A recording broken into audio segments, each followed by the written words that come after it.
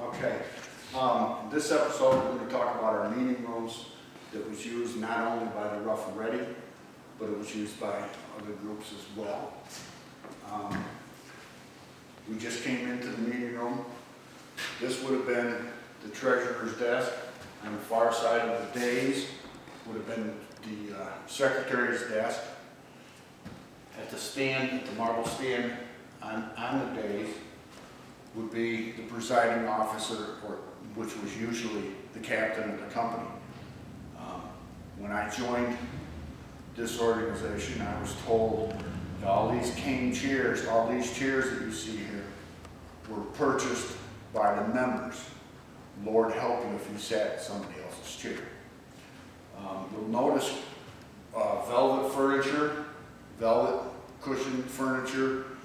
Those belong to the Independent Order of Odd Fellows, which we'll talk about in a few minutes. The meeting room is a vaulted ceiling. In the late 60s, they put in a suspended ceiling to conserve on heat, because that was during a fuel, a fuel crisis, and prices of fuel and gas and everything went sky high. So they put in a suspended ceiling in this room to try and conserve on heat. About 4 years ago, we took the suspended ceiling down, and the paint, the original paint, was peeling off, flaking off. So we did the ceiling with a kind of a medium bristle brush. We scrubbed it, we primed it, we painted it, and it's all the original tin ceiling from 1904, all of it. When we got done, the ceiling looked so good that we went ahead and redid Pat Stinney. We repaired the walls and painted them as well. And last year, we did the floor. The floors are all 3-inch fir flooring, and when the building was built, they didn't have floor polishes and urethane like we do nowadays. What they used was a combination of linseed oil and kerosene. The kerosene thinned the linseed oil so it would penetrate the wood.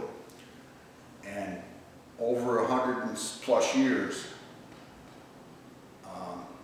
the traffic tracked in dust and dirt, and the floor became quite dark, almost black. We tried cleaning it, and we used a buffer, a Scotch-Brite pad, a fine Scotch-Brite pad, Murphy's oil soap, and water. And I wish I had a quarter for every bucket of mud that I took out of here.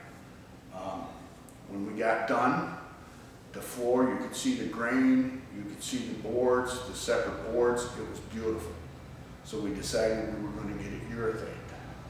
And that right now, the whole floor up here has 2 coats of urethane on it.